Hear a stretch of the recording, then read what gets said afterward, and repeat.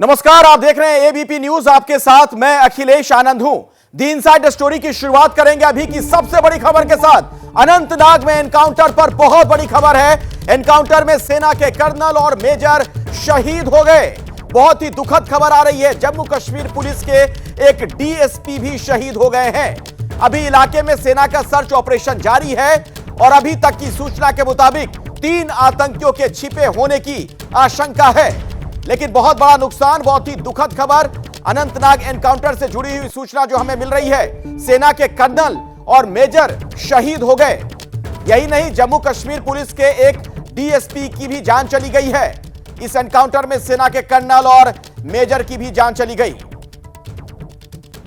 और यह तस्वीर जो हम आपको दिखा रहे हैं वो डीएसपी साहब जिनकी जान चली गई इस एनकाउंटर में, जो शहीद हो गए। तो बहुत ही दुखद खबर अभी की एक बार फिर से आपको बता दें, अनंतनाग में जो एनकाउंटर जारी है उसी से जुड़ी हुई खबर। एनकाउंटर में सेना के कर्नल और मेजर शहीद हो गए हैं, जबकि जम्मू कश्मीर पुलिस के एक डीएसपी जो वहां पर तैनात थे उनके भी शहीद होने की खबर मिल रही है। इलाके में सेना का सर्च ऑपरेशन फिलहाल जारी है और अभी जो हमें लेटेस्ट इंफॉर्मेशंस मिल रही हैं उसके मुताबिक 3 आतंकी अभी भी छिपे हो सकते हैं। हमारे साथ आसिफ कुरैशी हमारे सहयोगी जुड़े हैं इसी खबर पर और ज्यादा जानकारी आप तक पहुंचाएंगे। आसिफ।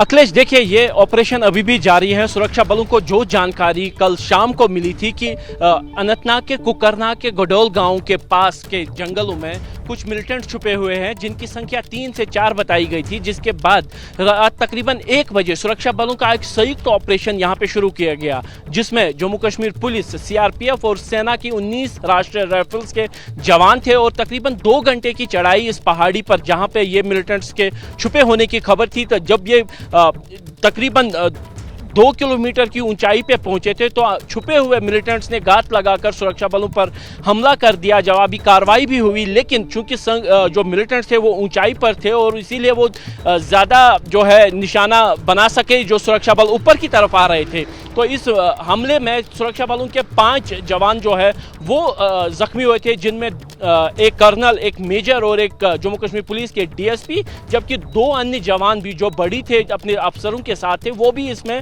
जख्मी हुए हैं, जिसके बाद उनको तुरंत ही यहां से नीचे लाया गया। लेकिन डीएसपी का शव चूंकि मिलिटेंट्स के पास काफ़ी पड़ा हुआ था तो उसको निकालने में तकरीबन 5 से 6 घंटे का समय लगा वहां से रिट्रीव करके, और तकरीबन शाम 6 बजे के करीब उसको हेलीपैड पे लाया गया, जहां से उसको श्रीनगर डीपीएल ले जाया गया, जहां आपसे थोड़ी देर बाद उनको अंतिम सलामी जम्मू कश्मीर पुलिस की तरफ से दी जाएगी। कर्नल और जो मेजर हैं उनको श्रीनगर स्थित 92 बेस हॉस्पिटल यानी चिनारकोर में लाया गया है, जबकि जवानों का उपचार भी यहीं पे चल रहा है। जबकि सूत्र ये बता रहे हैं कि अभी भी 2 जवानों के लापता होने की खबर मिल रही है, इसीलिए इस ऑपरेशन को और ज्यादा बड़ा कर दिया गया है। गुलमर्ग स्थित हाई ऑल्टीट्यूड वॉरफेयर स्कूल के जवानों को यहाँ पे लाया गया है, कमांडोज को, क्योंकि वो पहाड़ी पे चढ़ने में काफी सक्षम होते हैं। उसके अलावा स्पेशल फोर्सेस के कमांडोज और हेलीकॉप्टर्स का भी इस्तेमाल हो रहा है और पूरे इलाके की घेराबंदी कर दी गई है। अतिरिक्त सुरक्षा बलों को इस पूरे इलाके के आसपास के जंगल के इलाके में भी फैला दिया गया है, ताकि इस ऑपरेशन को और बड़ा करके इन 3 से 4 मिलिटेंट्स को निशाना बनाया जा सके जिन्होंने सुरक्षा बलों को इतनी बड़ी क्षति पहुंचाई है। लेकिन आपने एक बड़ी जानकारी दी है। आप कह रहे हैं कि सेना के 2 जवान अभी भी लापता हैं। यह बड़ी चिंता की बात है। अनंतनाग में एनकाउंटर से यह बहुत बड़ी खबर आ रही है। वहां से सेना के कर्नल और मेजर शहीद हो गए, जबकि जम्मू कश्मीर पुलिस के एक डीएसपी भी शहीद हुए हैं। इलाके में सेना का सर्च ऑपरेशन फिलहाल चल रहा है, लेकिन जैसा कि आसिफ भी बता रहे हैं कि 3 आतंकी और वहां पर छिपे हो सकते हैं। आसिफ, मैं आपसे यह भी समझना चाहूंगा उस पूरे इलाके की भौगोलिक स्थिति क्या है? आखिर कैसे आतंकवादी जो है इतनी बड़ी घटना को अंजाम दे पाए वहां पर? अखिलेश, देखिए ये पूरा इलाका घने जंगलों, सेब के बगीचों से पटा हुआ है, यानी पहाड़ी के साथ बसा हुआ ये गांव है। और ठीक गांव जहां पे ख़त्म होता है वहां से ही पीर पंजाल की पहाड़ियों के सिलसिला शुरू होता है। और यहाँ पे देवदार के अन्य जो पेड़ हैं उनके काफ़ी घने जंगल है और माना यही जा रहा है कि इन्हीं जंगलों के बीच में ये मिलिटेंट छुपे हुए हैं। मैं बता दूं कि 3 अगस्त को यहाँ से ही कुछ किलोमीटर की दूरी पर कुलगाम में भी एक इसी तरीके की कार्रवाई को सुरक्षा बलों ने अंजाम देने की कोशिश की थी, एक सर्च ऑपरेशन चलाया था, लेकिन यहाँ पर भी मिलिटेंट जो थे उस कैंप पर हमला करने में कामयाब रहे, जहाँ पे सुरक्षा बलों के जवान थे। सेना के 3 जवानों की शहादत इसमें हुई थी, 4 हथियार भी मिलिटेंट ले जाने में कामयाब हो गए थे। यानी कहीं ना कहीं घने जंगलों का फायदा उठाते हुए मिलिटेंट्स ने इस हमले को अंजाम दिया और इतनी बड़ी क्षति, इतना बड़ा नुकसान सेना और जम्मू कश्मीर पुलिस को उठाना पड़ा। इस समय भी इस पूरे इलाके में सैकड़ों की संख्या में सुरक्षा बल तैनात हैं जो चप्पे चप्पे को खंगालने की कोशिश कर रहे हैं और मिलिटेंट्स तक पहुंचने की कोशिश कर रहे हैं, जिन्होंने इस हमले को अंजाम दिया है। लेकिन इसके साथ बड़ी खबर एक बार फिर से दर्शकों को बताना चाहता हूं, एनकाउंटर में सेना के कर्नल और मेजर शहीद हो गए हैं, जबकि जम्मू कश्मीर पुलिस के एक डीएसपी भी शहीद हो गए। बहुत ही दुखद खबर आ रही है जम्मू कश्मीर से। इलाके में सेना का सर्च ऑपरेशन अभी भी चल रहा है। बहुत ही दुर्गम इलाका है, वहां की जो भौगोलिक स्थिति है, बहुत कठिनाई से वहां पर तमाम लोग पहुंच पाए थे सेना के जवान। यह सर्च ऑपरेशन अभी जारी है। अभी भी 3 से 4 आतंकवादी छिपे हो सकते हैं। अभी इस सर्च ऑपरेशन को आसिफ अब कैसे आगे बढ़ाया जा रहा है, कुछ और भी इंफॉर्मेशन हो तो बताएं आप। देखिए, इस ऑपरेशन को इस तरीके से और बड़ा किया जा रहा है कि अब हेलीकॉप्टर्स के जरिए जो विशेष commandos high altitude warfare school से लाए गए हैं उनको हेली ड्रॉप किया गया है पहाड़ी जंगल के बीच में। यानी जो मिलिटेंट यहाँ पे हमला देने के बाद जंगलों का फायदा उठाते हुए भागने की कोशिश कर रहे हैं, उनको रास्ता बिल्कुल काटने की भी कोशिश हो रही है। इसीलिए कई स्थानों पर हेलीकॉप्टर की मदद से कमांडोज को इस घने जंगल के बीच में उतारा गया है, जबकि जिस गडोल गांव की तरफ से ऑपरेशन शुरू किया गया था उसमें से भी अतिरिक्त सुरक्षा बलों को यहां पे लाया गया है। खासतौर पर सेना के जवानों को और कमांडोज को यहां पे लाया गया है और वो पैदल ही ऊपर की तरफ इस समय भी चढ़ाई कर रहे हैं। भले ही इस समय अंधेरा हो गया हो, रात को ऑपरेशन करने में थोड़ी सी कठिनाई हो, लेकिन जिस तरीके के इक्विपमेंट्स का इस्तेमाल, नाइट विजन गॉगल्स के साथ साथ थर्मल इमेजिंग का भी यहाँ पे जो इक्विपमेंट्स है उसके इंतजाम किए गए हैं। नाइट विजन दूरबीन के जरिए भी जवानों को यहां पे लाया गया है और उसके जरिए ही। आसिफ, दोबारा मैं आपके पास लौटूंगा। आप जी आपकी आवाज हम तक नहीं पहुंच पा रही है और ये तस्वीरें आप देख सकते हैं। बहुत ही दुखद खबर, हर हिंदुस्तानी को परेशान करने वाली भी खबर।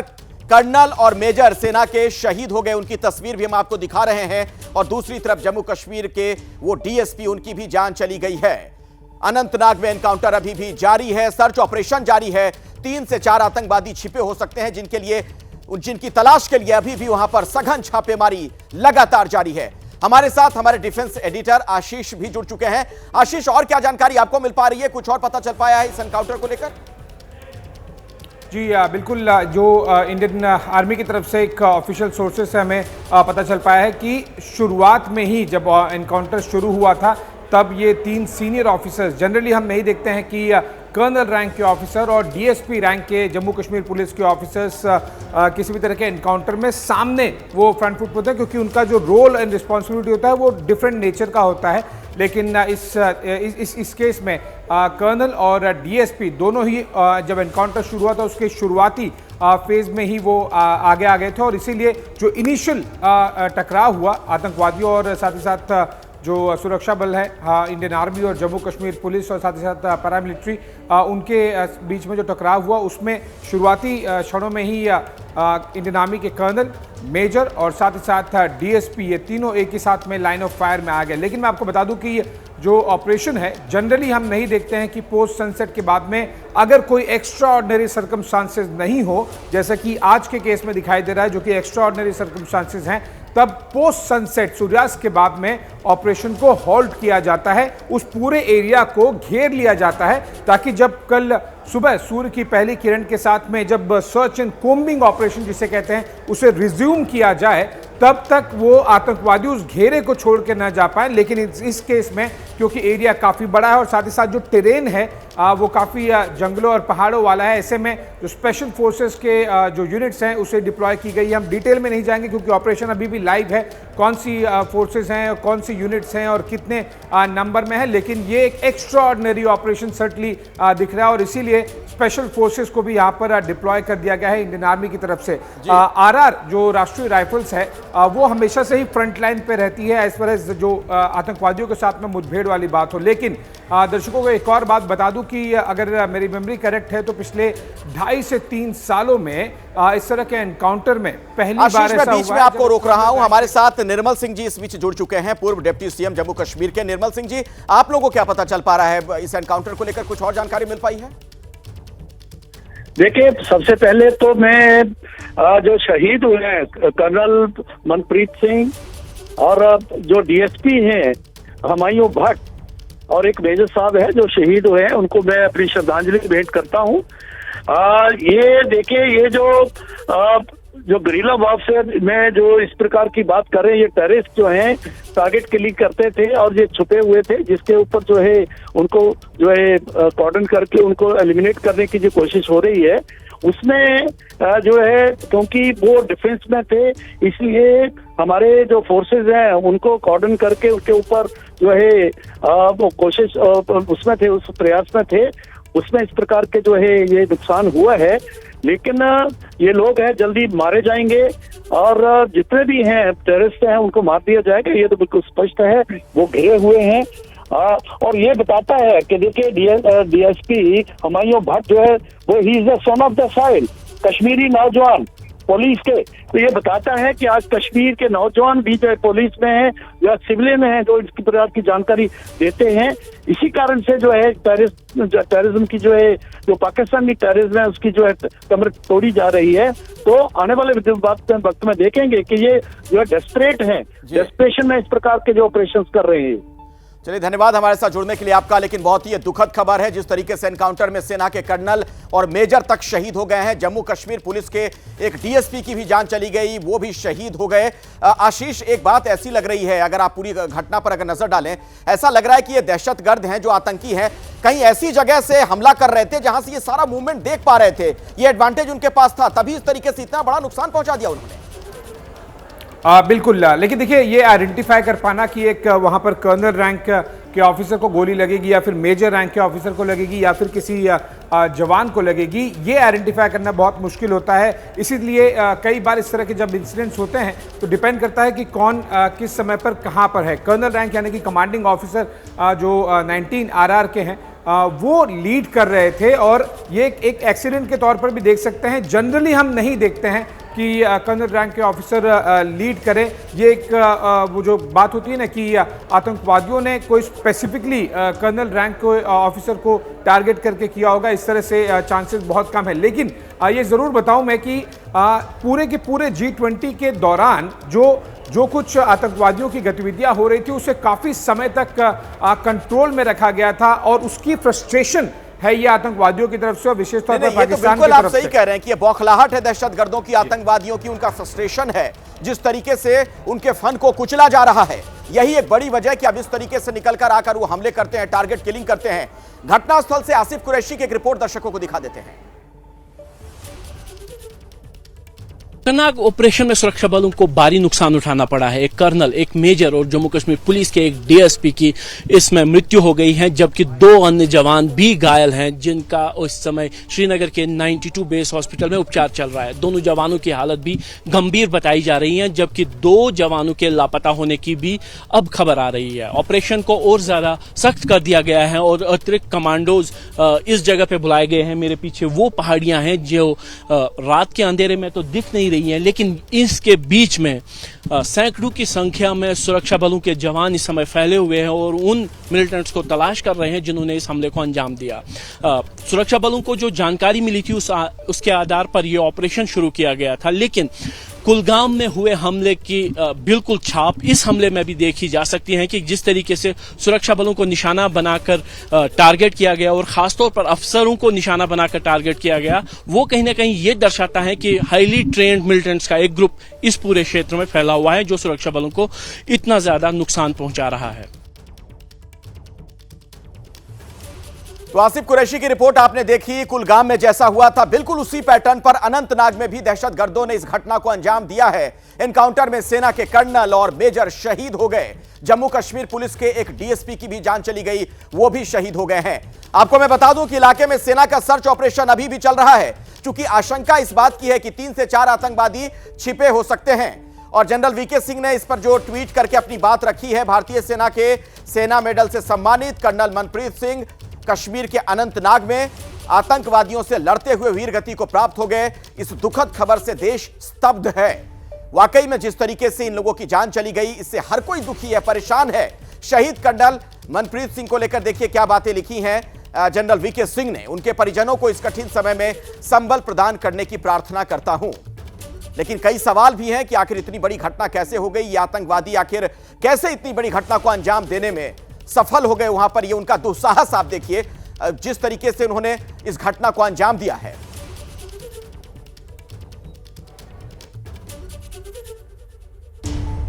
और एके सिवाज साहब इस बीच मेरे साथ जुड़ गए डिफेंस एक्सपर्ट के तौर पर। सिवाज साहब, बहुत ही दुखद खबर, कुछ और इंफॉर्मेशन आप लोगों को भी मिल पा रही है क्या अपने सोर्सेज के हवाले से? हाँ, देखो सच्चाई ये है कि जो ये ऑपरेशन हुआ है 19RR के जो सीईओ कर्नल मनप्रीत ऑपरेशन में थे, और ये कोई अनयूजुअल बात नहीं है। कमांडिंग ऑफिसर जो हैं इंडियन आर्मी में लीड करते हैं। ये बार बार धारणा कही जा रही है कि कमांडिंग ऑफिसर कैसे होगा, कई बार हो जाता है कैजुअलिटी, मगर ऑपरेशन में हमारे यंग ऑफिसर और कमांडिंग ऑफिसर तक लीड करते हैं। और ये हाइब्रिड वारफेयर है। जब ये कार्रवाई हुई तो इसके अंदर अनफॉर्चुनेटली कैजुअलिटी हो गए, मगर जो आतंकवाद का सफाया हो जाएगा, क्योंकि अभी 40 से 50 आतंकवादी रह गए हैं। ये फ्रस्ट्रेशन है उनके पास हथियार और वेपन नहीं है। पाकिस्तान पूरी कोशिश कर रहा है, इसमें कोई शक नहीं। और अभी जो साउथ कश्मीर में, चाहे वो कुलगाम हो, अनंतनाग हो, मैंने वहाँ कम से कम 7 से 8 साल ऑपरेट किया है। मैं यही बता सकता हूँ, ये एक अनफॉर्चुनेट इंसिडेंट है, मगर ये सच्चाई है कि भारत की जो कमांडिंग ऑफिसर होते हैं यूनिट के, वो लीड करते हैं और कई बार ऐसा हो जाता है। तो ये जो भी टेररिस्ट इसके अंदर इन्वॉल्व हैं, और ऐसा लगता है कि हो सकता है ये नया कोई ट्रैक आया हो या पुराने आतंकवादी हो, इनको जल्दी ढूंढ लिया जाएगा और इनको मौत के घाट उतारा जाएगा, इसमें कोई शक नहीं। ये it is a matter of time. और ये सच्चाई है कि आज की तारीख में अमन और शांति है साउथ कश्मीर में, और बिल्कुल आतंकवाद का सफाया होने वाला है। 30 से 40 से ज़्यादा आतंकवादी नहीं है। ये इंसिडेंट को, ये one of the bad incident है, ये कि अनफॉर्चुनेट हुआ है, मगर ये सच्चाई है कि वी विल बाउंस बैक। और हमारी जो फौज है इन आतंकवादियों को बिल्कुल। सिवाज साहब, बीच में आपको रोक रहा हूं, चूंकि एक अपडेट है, बड़ी जानकारी मिल रही है कि रात भर आतंकियों को पकड़ने के लिए वहां पर ऑपरेशन चलेगा। आतंकियों के खात्मे के लिए स्पेशल फोर्स वहां पर तैनात है। पूरे इलाके को घेर लिया गया है। रात भर आतंकियों के खिलाफ ऑपरेशन चलेगा। ये सघन जांच पड़ताल वहां पर लगातार जारी है। हमारे साथ आशीष सिंह लगातार जुड़े हुए, हमारे डिफेंस एक्सपर्ट। आशीष, अमूमन ऐसा नहीं होता, जैसा कि आप भी कह रहे थे कि अंधेरा घिर जाने के बाद भी सर्च ऑपरेशन जारी रहे, लेकिन यह निर्णय लिया गया है कि रात में भी उन्हें ढूंढा जाएगा, इन आतंकवादियों को, इन दहशतगर्दों को। देखिए, कोलैटरल डैमेज होने के चांसेस होते हैं, इसलिए जब सनसेट के बाद में जनरली हम देखते हैं कि एरिया को कॉर्डन कर दिया जाता है ताकि आतंकवादी उस एरिया से बाहर निकल नहीं पाए। लेकिन हम डिटेल में, क्योंकि स्पेशल फोर्सेस डिप्लॉयड है और ऑपरेशन अभी भी ऑनगोइंग है, तो कौन सी यूनिट है, कितने नंबर हैं, क्या कुछ कर रहे हैं, उसमें नहीं डिटेल में जा पाएंगे। लेकिन दर्शकों को ये अपडेट जरूर दे दें कि स्पेशल फोर्सेस को वहां पर डिप्लॉय कर दिया गया है। जनरली हम देखते हैं कि जब जम्मू कश्मीर में विशेष तौर पर कोई भी आतंकवादियों के साथ में मुठभेड़ होती है तो स्टैंड बाय पर ही रहती है स्पेशल फोर्सेस, और लेकिन इस केस में उन्हें डिप्लॉय किया गया है।